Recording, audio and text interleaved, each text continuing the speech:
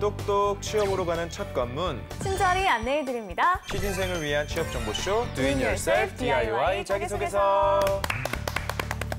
네, 각종 취업 정보와 자기소개서 작성에 대한 궁금증 전문가와 함께 알아봅니다. 오늘은 권혁준 경제평론가, 박현민 편집장 모셨습니다. 안녕하세요. 네, 안녕하십니까. 권혁준입니다.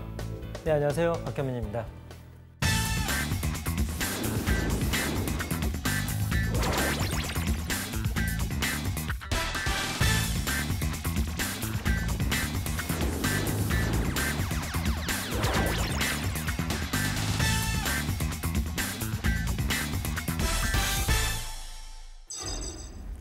자기소개서의 주인공 만나보겠습니다. 주인공이 희망하는 오늘의 기업, 너를 보여줘.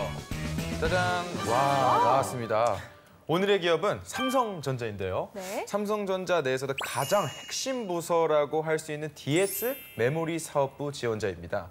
평론가님, DS 메모리 사업부에 대해서 먼저 간략하게 소개해 주시죠. 네, 보통 이제 삼성전자는 이제 세 개의 부분으로 나눠져 있습니다. 이제 가전이라든지 백색 가전이 바로 C 부분이고요.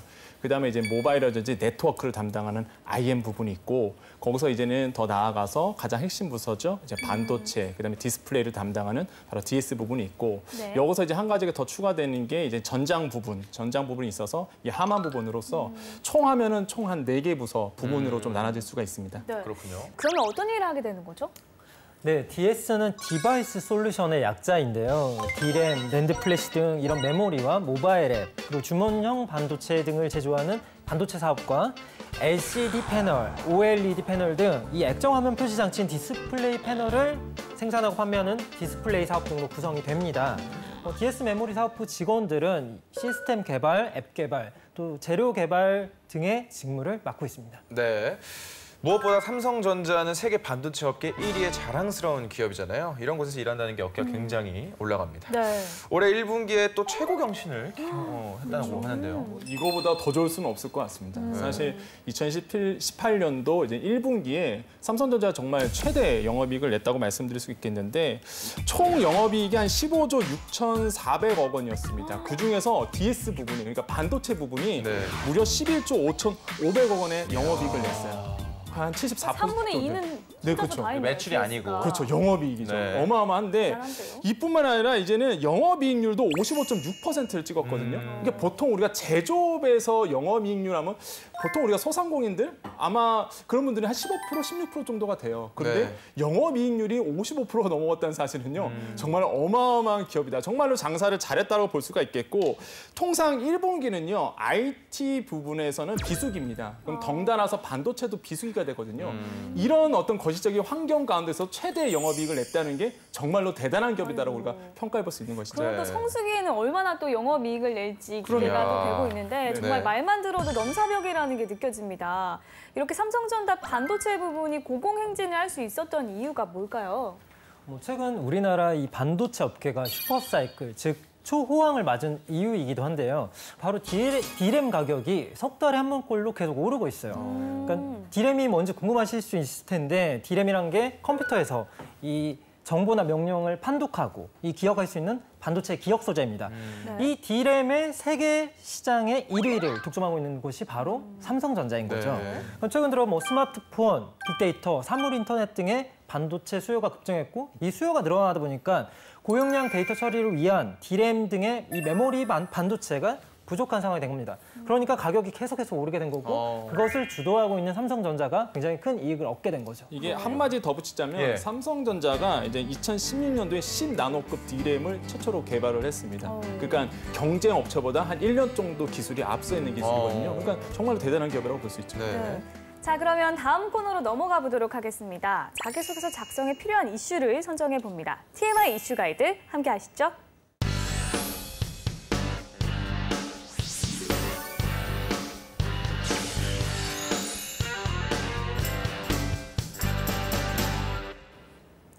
네, 기업을 지원하는데 기업에 대한 배경과 정보를 제대로 알지 못하면 서류 전형은 물론이고 면접 전형에서도 곤란한 상황이 생길 수 있는데요. TMI 이슈 가이드는 그러한 기업의 모든 것에 대해 알아봅니다. 네, 이것만은 알고 가자 TMI 이슈 가이드. 오늘의 기업은 삼성전자 안에 있는 DS 메모리 사업부입니다. 이름부터 꿈의 직장이었던 삼성전자 메모리 사업부가 정말 리얼 꿈의 직장이 되어가고 있다고요? 그렇죠. 이제 메모리 사업부는 이제 사람이 전부다라는 이제 슬로건으로서 이제 움직이는 부서인데 이제 창의 인재라든지 아니면 여러 가지 그 인재 개발을 그냥 목표로 하고 있죠. 왜냐하면 사람의 기술이 정말 사람이 개발한 기술이 반도체 핵심이거든요. 네. 그러다 보니까 수평적인 의사소통, 그다음에 의사결정 문화를 정착시키려고 하고 있고 네. 대표적인 게 이제 자율 출퇴근제. 그러니까 주 40시간만 지켜준다면 나머지 시간에는 탄력적으로 출퇴근을 할 수 있는 이런 부분이 있기 때문에 굉장히 좀 호응을 많이 얻고 있다라고 전해지고 있습니다. 네. 네. 그러면은 월화수목 9시간씩 꽉꽉 채워서 일하고 나면 금요일에는 4시간만 일하고 퇴근해도 되는 거겠네요? 네, 그렇습니다. 실제로 신입사원들에게 주변에게 물어보니까 예. 이게 잘 이루어지고 있다고 해요. 또 이뿐만 아니라 삼성전자는 현재 드레스 코드, 공식 드레스 코드로 예. 노타이, 그러니까 넥타이를 하지 않는 노타이를 비롯해서 비즈니스 캐주얼을 추구하고 있습니다. 편하겠네요. 그렇군요. 네, 편하죠. 네. 또 여름에 그 더위를 참을 수 있게 그거를 반바지 착용 또한 권장하고 있습니다. 반바지까지. 네, 반바지를 입으면 정말 편하거든요. 네. 여기서 또 중요한 게 뭘까요? 직장인들에게. 그러게요. 뭐가 있죠? 아무래도 성과금 같은. 그렇죠. 돈입니다. 결국에는 직장인은 네. 급여가 어떻게 되느냐에 따라서 어떤 편한 환경을 주어줘도 네. 급여가 있어야 되거든요. 예. 피드백이 있어야 되는데 이 지난해 11월에 이 반도체 사업에서 최고 실적을 거둔 걸 자축하면서 삼성전자 메모리 사업부 임직원 전부에게 기본급의 400%. 네? 400%를 예를 들면 이야. 300만 원의 월급이라면 1,200만 원을 준 거죠. 이런 특별 상여금을 지급을 했고 네. 또 여기서 그치지 않습니다. 12월에는 목표 달성 장려금 100%의 기본급의 100%에 해당하는 걸 지급을 했어요. 그러니까 그러다 보니까 또 여기서 한 해가 더 지나고 1월에 성과급의 개념인 OPI까지 지급을 했는데 복잡해 보일 수 있지만 간단히 계산했을 때 9년차 과장이라고 계산을 했을 때 기본급 300만 원 정도의 연봉이 6천만 원이다. 그럼 이 3달 만에 기본급 외에 4,500만 원의 보너스를 받았다고 아, 정말 진짜 합니다. 배보다 어마어마하게 대박이네요. 받은 겁니다. 네, 이 3달 부럽습니다. 동안 1년치의 연봉을 보너스로 받은 셈인데요. 그러니까요. 아, 삼성은 정말 역시 클래스가 좀 다른 것 같습니다. 자, 우리 그만 부러워하고요. 예. 계속해서 삼성전자 메모리 사업부의 환경 분석을 해보도록 하겠습니다. 첫 번째 이슈 주시죠. 이재용 부회장, 글로벌 M&A의 시동. 뭔가 이제 좀 세계적으로 M&A를 하려고 여기저기 좀 추진을 하고 있는 그런 뉘앙스인 것 같은데요. 네, 이재용 회장이 그 집행유예로 풀려났잖아요. 네. 그러면서 이제 첫 복귀 신호탄이 뭐였냐? 보름 동안 유럽, 캐나다, 일본 등지를 돌면서 미래의 먹거리 산업에 대해서 현안을 둘러봤다고 볼 수 있습니다. 예. 뭐 공식적으로는 경영 일선에 복귀를 하진 않았지만 총수로서의 그 활동에는 점차 시동을 걸었다고 볼 수 있습니다. 네. 네. 네, 그렇다면 이재용 부회장이 어떤 계획을 세우고 있을지 궁금한데요. 평론가님 설명 부탁드립니다. 네, 이거는 뭐 두 가지로 좀 나눠서 좀 설명을 드리겠습니다. 먼저 첫 번째로 이재용 부회장이 사실 글로벌 네트워크를 굉장히 중요시하는 분입니다. 그래서 본격적으로 이제는 글로벌 네트워크를 다시 한번 이제는 이끌어 갈 예정으로 있고요. 사실 그동안 이제는 영어의 몸이 되셨잖아요. 말 그대로 이제는 구속이 돼 있는 상태에서 글로벌 네트워크가 많이 끊겼거든요. 이제는 이제 복귀한 마당에 실제 해외로 많이 돌아다니면서 이제 글로벌 네트워크를 다시 한번 구축하는 그런 행보를 취할 거라 보여지고 이미 하고 있고요. 두 번째로는 이제 재계에 따르면 이재용 부회장이 조만간 이제 지배구조 개선이라든지 굵직한 이제 M&A를 할 것이라고 예상하고 있고 제가 봐도 M&A 굵직한 걸 한번 할 것 같습니다. 왜냐하면 이재용 부회장이 이제는 구속되기 전에 말 그대로 하만이라는 정말로 신의 한 수를 두고 갔거든요. 그러니까 지금의 하만이 2017년도에 이제 재무제표의 실적으로 이제 잡히기 시작했는데 전장기업 하만의 인수를 함으로 따라서 실제적으로 삼성전자가 포트폴리오가 더 넓어졌죠. 네. 이게 무슨 얘기냐면 M&A를 통해서 이루어졌거든요. 삼성전자가 그동안 M&A를 못했습니다. 오너의 부재, 이거 결단할 수가 없거든요. 그래서 이제는 이재용 부회장이 복귀한 마당에 굵직한 M&A를 할 것으로 보여주는데 사실 지금 필드에서는 어떤 얘기가 있냐면은 뭐 피아트 이제 클라이슬러의 부품 계열사인 마크네티 마렐리가 이제 시장에 나옵니다. 매물로 나와요. 그러면 그거를 삼성전자가 혹시 인수하지 않을까라는 시장의 조심스러운 반응도 있는데 그만큼 소문이 돈다는 얘기는 뭐냐면 삼성전자가 조만간 큰 M&A, 굵직한 M&A를 할 것이다라고 우리가 평가를 해볼 수가 있겠습니다. 네. 취준생분들이라면 과연 삼성전자가 어떤 M&A를 하실지 지켜보시는 것도 자소서나 아니면은 면접을 준비하시는 데 큰 도움이 될 것 같습니다. 네. 네. 어쨌든 그동안 총수의 부재라는 최악의 상황에서도 삼성전자 메모리 사업부가 글로벌 시장에서 최고 기록을 달성했다는 거 정말 박수 칠 만한 일이 아닌가 싶은데요. 앞으로도 이재용 회장의 행보를 좀 더 지켜봐야 할 것 같습니다. 자, 그렇다면 다음 이슈도 보겠습니다. 삼성전자 반도체의 미래 먹거리, 자율주행차.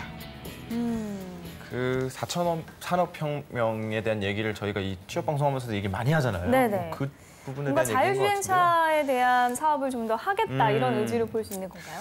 그러니까요. 삼성전자가 4차 산업혁명 시대에 발맞춰서 AI나 사물 이제 인터넷 시장의 대규모 개발을 진행한다는 건 익히 좀 이렇게 퍼져 있는 얘기잖아요. 근데 이번에는 자율주행차 시장에도 도전하려는 건가 봐요. 네, 4차 산업의 핵심, 4차 산업혁명의 핵심, 이걸 외울 것 같은데요. 인공지능이나 5세대 이동통신인데, 즉 5G 등이 모두 수렴되는 최종 기술, 바로 저희가 누누이 얘기했던 자율주행차라고 해도 과언이 아닙니다. 반도체 분야에서 자율주행 시장을 선점하는 업체가 새로운 시장의 지배자로 등극할 것이라는 예측이 나오는 상황에서 삼성이 이걸 놓칠 리가 없죠. 아마 삼성전자 이 DS 부분의 모든 역량을 총동원해서라도 자율주행차 시장을 선점할 것으로 예상이 되고 있습니다. 그러니까요. 이 자율주행차 굉장히 어떻게 나올지 너무 기대가 되는데 이게 운전자들의 굉장히 로망이잖아요. 이 권평론가님께서 자세한 설명 좀 부탁드립니다. 네, 그 보스턴 컨설팅에서 이제 자료를 냈는데 그 자료에 따르면 자율주행차 시장이 2022년도에 한 39만 대, 25년도에는 214만 대, 30년에는 무려 1,681만 대 등으로 급성장할 것으로 보고 있습니다.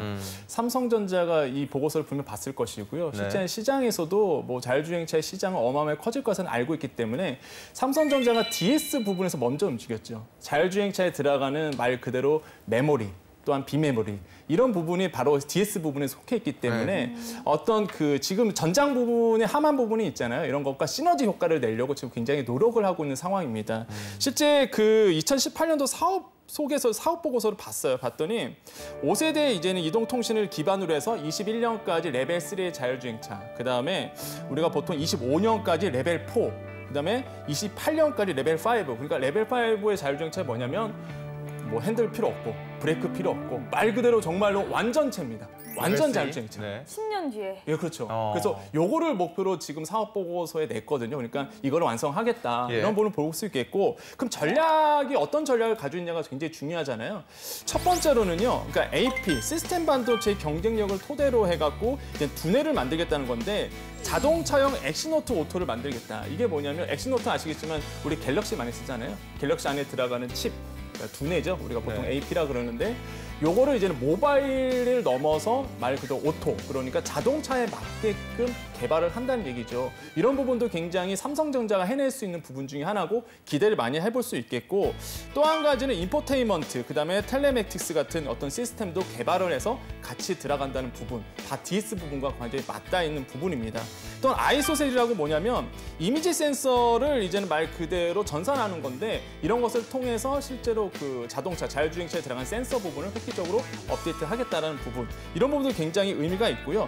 두 번째 전략은 메모리 제품을 개발한다라고 볼 수가 있겠는데, 자율주행차는요 수많은 센서와 그다음 메모리가 포함이 됩니다. 그 중에서도 디램 메모리 굉장히 핵심적이거든요. 그러니까 디램 메모리에 대해서 많이 들어가는데 가장 혜택을 받는 게 바로 DS 부분이잖아요. 그러다 보니까 DS 부분에서 이 부분에 대해서 이제는 개발을 하겠다. 근데 왜 이런 얘기가 나오냐면, 사실 자동차 많이 아시잖아요. 극한의 상황에 놓이게 됩니다.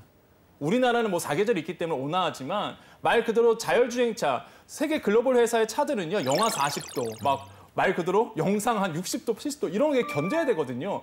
문제는 차가 문제가 아니라 그 안에 들어가는 전장 기술입니다. 네. 녹아버리거든요. 네. 에러가 나거든요. 그러니까 이런 거에 맞는 메모리 반도체를 개발하겠다, 이런 전략을 가지고 왔기 때문에 제가 보기에도 DS 부분이 큰 일을 낼 것 같다 해서 이런 어떤 환경과 맞닿아 있는 전략을 구사하고 있습니다. 네, 이렇게 얘기를 듣다 보니까 정말 도로 위에서 자율주행차를 만날 수 있는 날이 얼마 남지 않은 것 같은데요. 우리나라 기업들이 글로벌 자율주행차 시장에서도 좋은 활약을 펼치기를 기대하겠습니다. 네.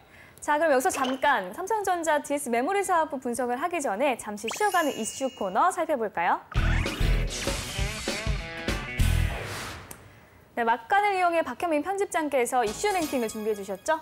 네, 그렇습니다. 오늘의 이슈 랭킹을 보여드리기 전에 일단 국내 30대 그룹에서 고용한 인원이 1년 사이에 네. 무려 2만 명 이상이 늘었다고 합니다. 좋네요. 좀 모두의 관심사잖아요. 네. 고용 인원이 늘어나는 거. 그렇다면 이 고용 증가율이 가장 높은 기업은 어디일 것 같으신가요? 왠지 오늘의 기업인 삼성이 아닐까요? 삼성. 네. 아, 정답은 바로 CJ입니다. 그래요? CJ. 네, 1년 만에 무려 9,784명, 즉 49%가 늘어나면서 5만 가량인데요. 고용 증가 1위에 올랐는데요. 네. 이 뒤를 이어서 삼성을 비롯해서 SK, 현대차, 대림 등이 뒤를 이었습니다. 야, 이 CJ가 고용을 49%나 늘렸다는 게 이게 1년 동안 무슨 일이 일어났던 건가요? 숫자로 따지면은 그럴싸해 보이는 부분이 있지만 사실은 어느 정도의 말장난이 있습니다. 그러니까 CJ의 경우 CJ CGV의 직원 수가 기존 1,551명에서 6,413명이 늘었어요. 이야. 그러니까는 이거는 공식 기준 변경이 되면서 이뤄진 성과인데 기존의 아르바이트직이 고용 인원에 포함된 겁니다. 그러니까는 실질적인 대규모의 고용 창출이 이루어졌다기보다는 공식 기준이 변경되면서 수치적으로 늘어났다고 보시면 될 것 같습니다. 그거를 제외하면 실질적으로 오늘 저희가 분석하고 있는 삼성전자가 고용 증가율이 가장 높았다고 볼 수가 있습니다. 반대로 고용을 줄인 곳도 11곳이나 되는데요. 현대중공업, 금호아시아나 이 두 곳에서만 9,300명이 감소를 했다고 합니다. 안타까운 소식인데 네. 금호아시아나의 경우에는 금호타이어가 계열 분리됐거든요. 네. 이 계열 분리된 게 또 하나의 주된 요인이라고 볼 수가 있습니다. 이것만 봐도 우리나라의 그 작년 경제를 딱 알 수가 있어요. 예. 그러니까 작년에는 IT라든지 이런 업종이 굉장히 잘 됐고요. 네. 아까도 얘기했지만은 말씀하셨지만 조선기계 이런 부분이 굉장히 안 좋았거든요. 그러니까 고용 인원만 봐도 우리가 딱 우리 경제 구조를 지금 알 수 있는 것 같습니다. 그렇군요. 네. 알겠습니다. 계속해서 이 삼성전자 DS 메모리 사업의 이슈와 환경 분석해 보도록 하겠습니다. 다음 이슈 주시죠. 미국산 반도체 구입 늘려 삼성전자 직격탄. 아무래도 이건 중국. 긍정적인 뉴스는 아닌 것 같아요. 네. 일단 중국이 미국산 반도체를 많이 구입하고 이 때문에 우리나라 반도체 시장이 피해를 받을 수 있다는 내용 같은데요. 네. 네, 중국은 정말 지난해만 2,601억 달러치의 반도체를 수입한 나라입니다. 네. 그러니까 세계 반도체 생산액의 58%를 사용한 최대 반도체 소비국이라고 할 수가 있는데요.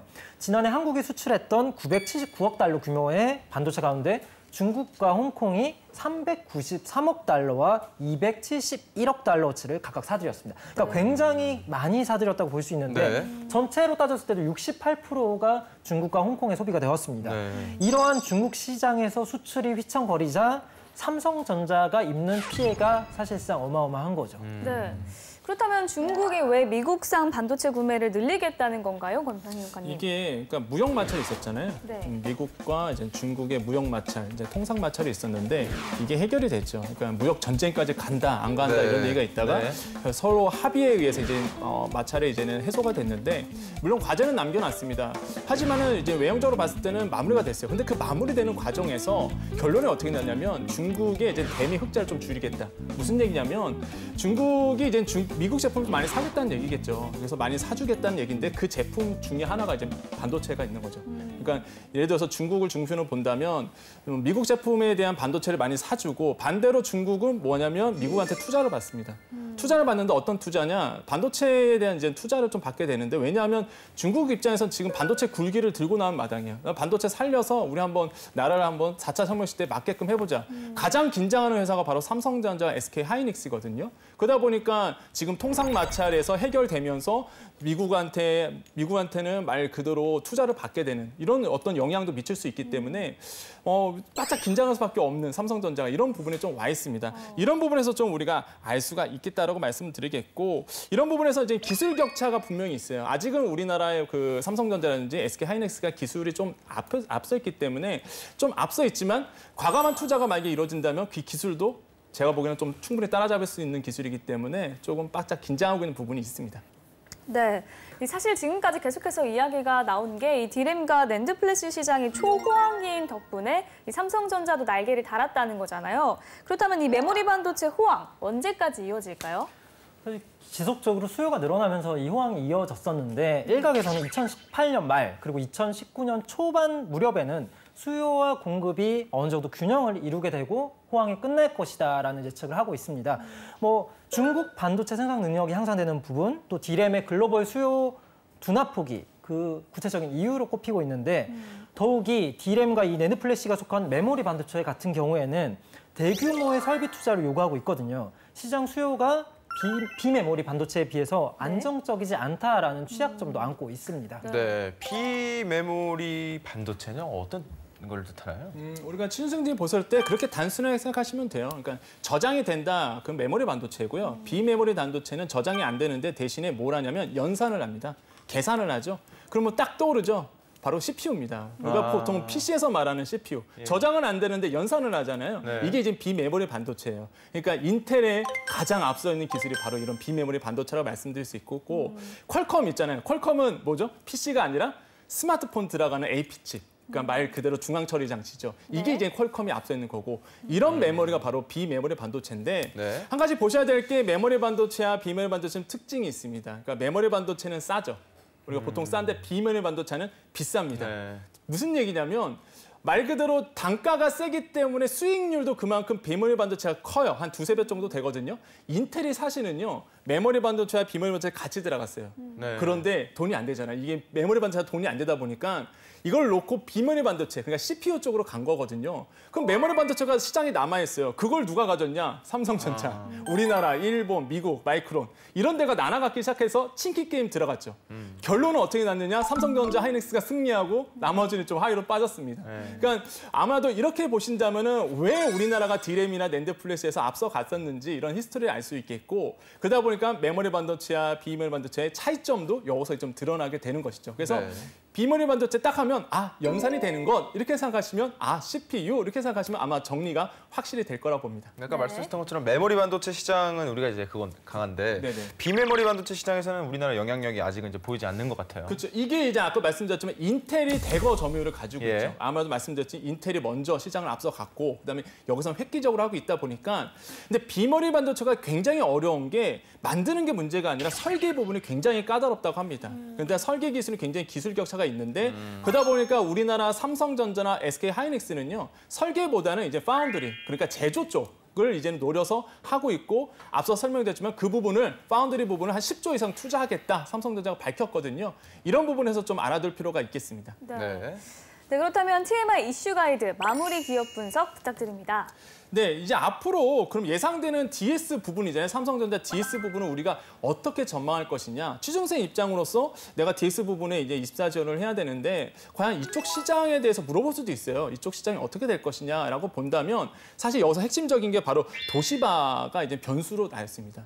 도시바 반도체 말 그대로 이제 치킨 게임에서 떨어져 나갔거든요. 예. 말 그대로 아웃돼 버렸다가 이번에 이제는 말 그대로 베인캐피털 컨소시엄이 거기서 인수를 했어요. 그 안에는 SK 하이닉스 있죠. 그다음에 애플 있죠. 그다음에 델 있죠. 시게이트가 있습니다. 델 시게이트 아시죠? 하드디스크 만드는 회사, 그다음에 서버 만드는 회사예요. 무슨 얘기냐면 낸드 플래시 같은 경우 아니면은 또 도시바 같은 경우가 망했다가 살아났는데 무슨 얘기냐면 수요처가 있다는 얘기예요. 같이 이제는 그걸 인수한 회사가 델이라든지 시게이트잖아요. 그럼 만들어내기다 하면 거기에 있는 협력회사 이제 다 사가거든요. 네. 그러면 삼성전자가 지금 낸드 플래시의 1위인데 이제 도시바가 2위였거든요. 이게 이제 경쟁력을 떨어져야 되는데 오히려 이제는 말 그대로 도시바가 다시 한번 살아나게 돼서 삼성전자를 압도할 수 있는 부분 이런 부분이 굉장히 시장적인 거시적인 환경이에요. 이런 부분을 우리가 삼성전자 DS 부분에서 실제로 지원하신 부분은 이런 환경을 아셔야 되겠고 낸드 플래시에서 강한 회사는 역시 삼성전자입니다. 2위가 도시바였어요. 이 도시바가 다시 살아난다는 것 이게 과연 어떻게 될 것인가 이거에 초미의 관심사이기 때문에 만약에 자소서에 쓸 때나 아니면 자소서를 통해서 면접에 질문이 들어왔을 때 앞으로의 DS 부분에 나아갈 길 한다 그러면 이런 어떤 도시바의 경쟁에서 우위를 점해야 된다. 기술을 앞서 개발해야 된다. 특히 3D 낸드 플래시에 대한 기술을 과감하게 투자해야 된다. 이런 부분을 좀 우리가 말할 수가 있다면 좋은 점수를 얻을 것 같습니다. 삼성전자 끝까지 방심을 하면 안 되겠네요. 아, 그렇죠. 네. 자, 지금까지 TMI 이슈 가이드. 오늘은 삼성전자 DS 메모리 사업부에 대해서 알아봤습니다.